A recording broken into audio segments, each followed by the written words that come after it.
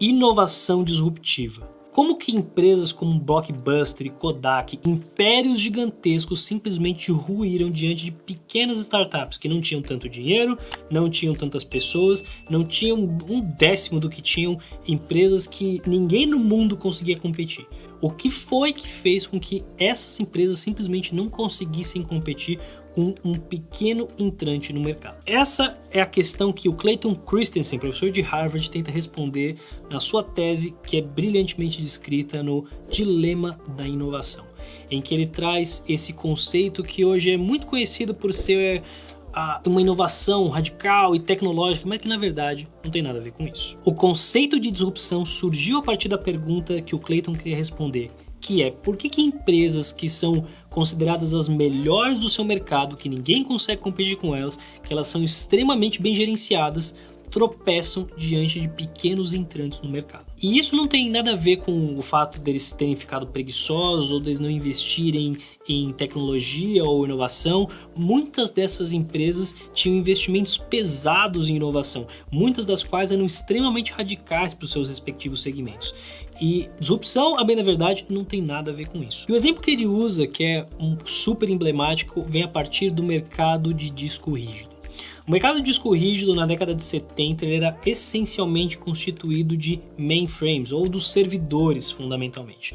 E que eles são máquinas enormes em que você vai armazenar tanta informação quanto possível. Esse mercado era muito claro. Eles queriam a maior capacidade de armazenamento possível pelo menor preço que o mercado conseguisse oferecer.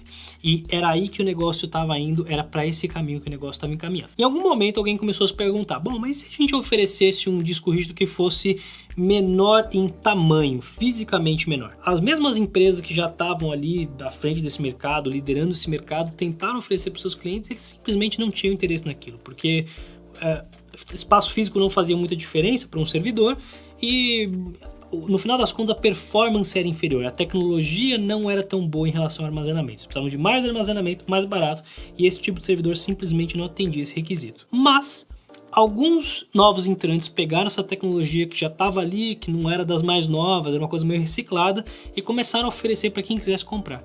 E eles encontraram um mercado novo, o mercado dos computadores, que na época era um mercado desse tamanhozinho, mas que os caras começaram a comprar. Com o passar do tempo, esses caras foram otimizando essa tecnologia, otimizando, e o mercado de computadores foi crescendo. Esse mercado cresceu, até um momento em que a tecnologia dos computadores, dos discos rígidos desse computador, começaram a parear com a dos servidores. E nesse momento houve uma virada. O mercado de computadores cresceu tanto e esses discos rígidos começaram a invadir o mercado dos servidores. E nesse momento essas empresas tradicionais não conseguiam reagir e aí é que elas morreram. Isso é disrupção. Disrupção não tem a ver com tecnologias super novas ou radicais. Disrupção ela vem a partir deste novo entrante e esse mercado toma conta do mercado principal. A pergunta mais intrigante nessa história toda é: por quê? Por que essas empresas que eram as líderes de mercado não conseguiram reagir mesmo quando esse produto estava pareado? Elas tinham a possibilidade de oferecer esses mesmos produtos, elas tinham essa tecnologia, então por que elas não conseguiram? Bom, existem 3 grandes razões, segundo Clayton, pelo qual isso aconteceu. A primeira delas é que o mercado simplesmente não era interessante. O mercado de computadores era, durante muito tempo, pequeno demais para ser interessante para grandes empresas. Porque uma grande empresa, em geral, ela vai ser uma empresa de capital aberto, o que significa que ela tem ações na bolsa, o que significa que ela precisa manter altas taxas de crescimento para que o valor da ação dela seja boa. E se ela não está crescendo tanto quanto ela costumava crescer no passado, isso faz com que o valor da ação diminua. E o problema é que se você é uma empresa que fatura, 50 bilhões por ano e você precisa crescer 10%, você precisa achar um novo mercado no ano que vem de 5 bilhões. E esse é um mercado grande demais quando você está falando de uma tecnologia emergente. Esses mercados pequenos simplesmente não atendem às necessidades de crescimento de grandes empresas. E é por isso que eles são ignorados até o momento que eles se tornam grandes demais. A segunda razão é que a rede de valor, os recursos, os processos, a estrutura dessa empresa ela é otimizada para um segmento diferente.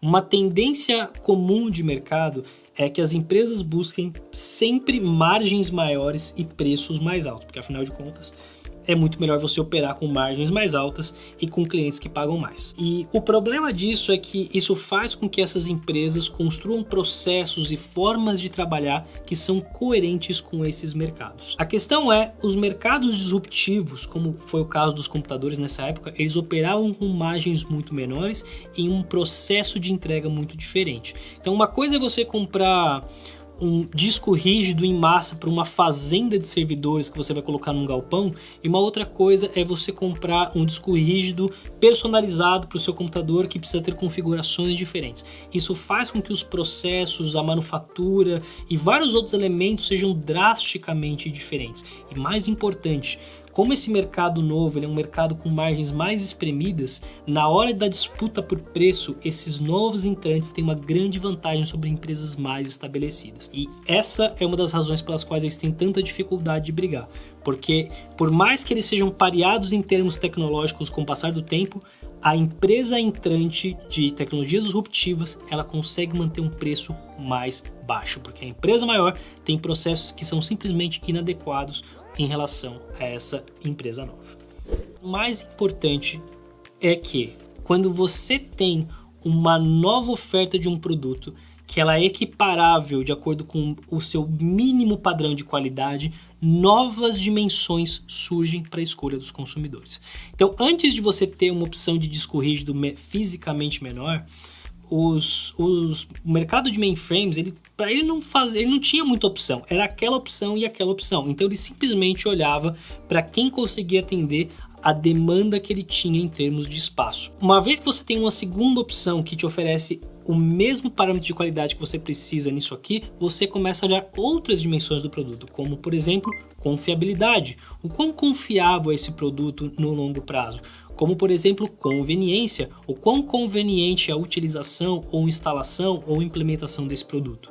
Como por exemplo, preço, o quanto esse produto vale a pena em relação ao outro por conta do preço. E quando essa nova dimensão surge, o que a pesquisa do Clayton mostra é que esse novo entrante, a experiência que ele teve desenvolvendo esse novo produto com uma nova forma de trabalhar, ela é um grande ativo que a outra empresa simplesmente não consegue adequar.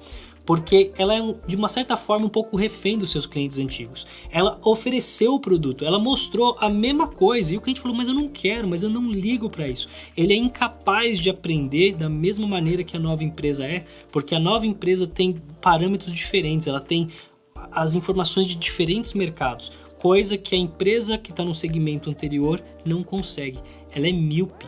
E a capacidade dela de desenvolver essas novas dimensões, uma vez que esses dois produtos estão equiparados, é muito mais baixa. A pesquisa é muito clara nesse sentido. A capacidade dela de reação é muito limitada. Por, enfim, uma série de razões que tem a ver com os processos, que tem a ver com a miopia, mas que no final das contas mostra o quanto a disrupção é um fenômeno competitivo e estratégico relevante. A pergunta que você talvez esteja se fazendo é, pô, beleza, André, mas então se eu estou numa empresa grande não tem nada que eu possa fazer em relação à disrupção? E a verdade é que a resposta do Clayton é um tanto quanto desanimadora nesse sentido, porque ele vai te dizer, olha, bem na verdade não tem muita coisa que você pode fazer dentro da sua empresa. Uma das coisas que ele coloca como uma alternativa é a aquisição de players que estão nesse mercado, que conseguem disputar ali, mas que eles precisam de uma certa autonomia administrativa. Porque a lógica dos negócios é diferente. Às vezes você vai operar num negócio que tem margens diferentes. O seu parâmetro de quanto que um produto deveria custar e quanto você deveria ter de margem de lucro dentro desse segmento é diferente desse cara que está entrando nesse novo mercado. Como tem que ser? Porque é assim que esse cara consegue desenvolver o produto e ser disruptivo para começo de conversa. Então, a discussão é assim, se você quer se proteger da disrupção internamente, isso provavelmente é uma coisa muito difícil de ser feita, pelo menos nos moldes tradicionais. Uma coisa que você possa talvez explorar é o quanto você consegue ter uma atuação tanto quanto distribuída, menos hierárquica, mais livre, de forma que as pessoas da sua empresa consigam tomar decisões diferentes do que a hierarquia manda. Uma forma que você vai conseguir ter diferentes formas de atuação, diferentes estratégias, diferentes produtos e diferentes formas de competitividade. Se isso parece uma coisa absurdamente maluca para você, eu vou deixar um vídeo aqui que fala para você um pouco sobre o quanto acabar com a hierarquia pode gerar incríveis oportunidades para você também.